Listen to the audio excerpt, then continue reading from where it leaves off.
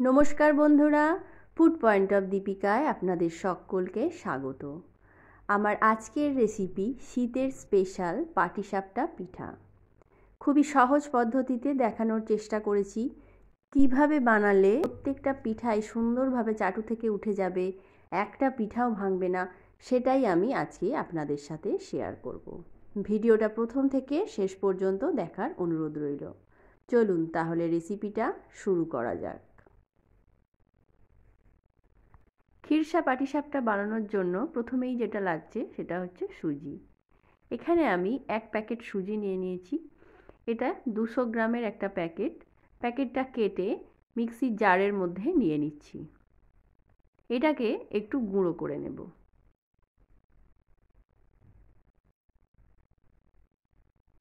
দেখুন আমার সুজিটা গুঁড়ো করা হয়ে গেছে। এইবার এটাকে সাইডে রেখে দিচ্ছি। অপর দিকে যেটা নিয়েছি সেটা হচ্ছে গোবিন্দভোগ চাল।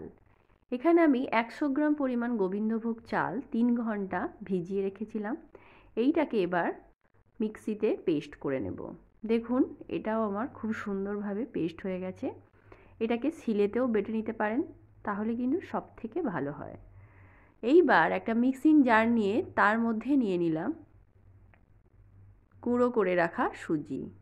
এইবার যে পেস্টটা রেডি করে রেখেছিলাম চালের, সেটাও এর মধ্যে দিয়ে দিলাম। সমস্ত পেস্টটাই আমি এর মধ্যে দিয়ে দিয়েছি। এবার দিয়ে দিচ্ছি স্বাদ অনুযায়ী লবণ। এইবার নর্মাল টেম্পারেচারে জল নিয়ে অল্প অল্প করে জল মিশিয়ে একটা ব্যাটার আমি তৈরি করে নেব। প্রথমে এইভাবে অল্প অল্প করেই জল দিয়ে একটা থকথকে ব্যাটার রেডি করে নেব।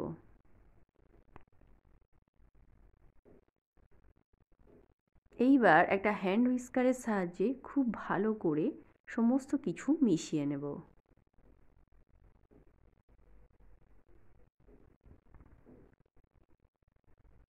দেখুন এই রকম একটা ব্যাটার আপাতত রেডি করে এটাকে 10 মিনিটের জন্য ঢেকে রেখে দেব। অপরদিকে যে ক্ষীরটা আমি পাটিসাপটায় ব্যবহার করব, সেই ক্ষীরটা বানিয়ে নেব। তার জন্য গ্যাসের ওপর একটা কড়াই বসিয়ে তার মধ্যে দিয়ে দিচ্ছি 1 চা চামচ পরিমাণ ঘি। ঘিটা গরম হয়ে গেলে দিয়ে দিচ্ছি 250 ml পরিমাণ আগে থেকে গরম করে রাখা দুধ। দুধটাকে দিয়ে একটু ফুটিয়ে নেব।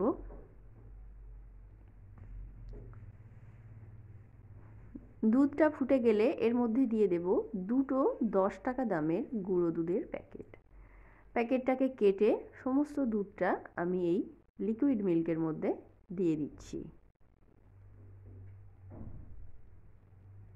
আপনারা যদি এই গুঁড়ো দুধটা দিতে না চান তাহলে কিন্তু দুধের পরিমাণটা বাড়িয়ে সেটাকে আস্তে আস্তে জাল করে এইভাবে ঘন করে নিতে হবে।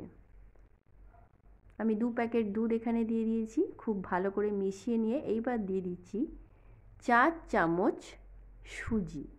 এখানে কাঁচা সুজি আমি দিয়ে দিচ্ছি।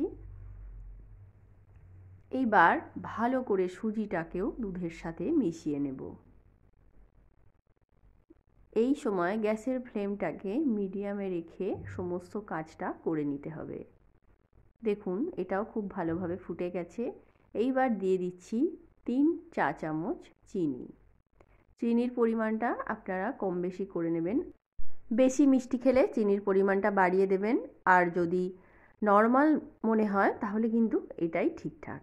এইবার খুব ভালো করে নাড়াচাড়া করে দেখুন আমি রসটাকে শুকিয়ে নিয়েছি। এইবার আরেকটু নাড়াচাড়া করে এটাকে একদম রেডি করে নিয়েছি। এইবার এটাকে ঠান্ডা হতে দেব। অপর দিকে যে ব্যাটারটা আমি রেস্ট রেখেছিলাম সেটা একটু চেক করে নেব। দেখুন সুজিটা সব জল টেনে নিয়েছে। এইবার এর মধ্যে আরও কিছুটা জল আমি অ্যাড করে দেব। অবশ্যই ঠান্ডা জল ব্যবহার করছি। জলটা দিয়ে খুব ভালো করে 1 থেকে 2 মিনিট এইভাবে ঘুরিয়ে ঘুরিয়ে এটাকে বিট করে নেব।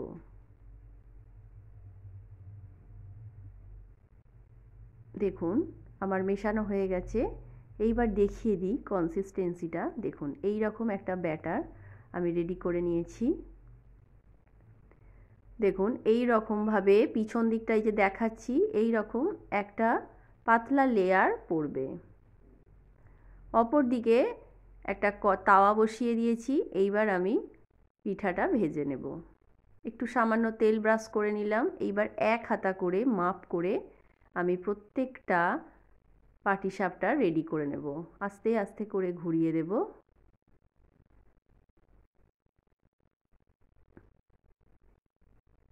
এইবার 1 মিনিট মতো এটাকে হতে দেব।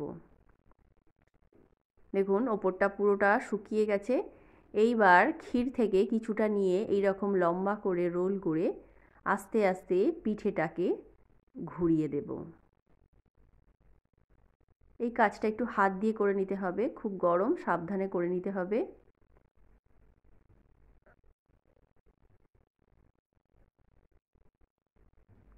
দেখুন একটা পিঠা আমার রেডি হয়ে গেল। বন্ধুরা এটা বানানো খুবই সহজ। এই শীতে অবশ্যই করে একবার বানিয়ে এভাবে চেষ্টা করবেন। খেতে কিন্তু দুর্দান্ত হয়। তারপর রোলটা করার পর আরও 1 থেকে 2 মিনিট এই রকম এপিট ওপিট করে সেঁকে নিলেই ব্যাস রেডি হয়ে গেল আমাদের পাটিসাপটা। খুবই অল্প তেলে এটা রেডি হয়ে যায়। আমি আরও একটা বানিয়ে আপনাদের দেখিয়ে দিচ্ছি।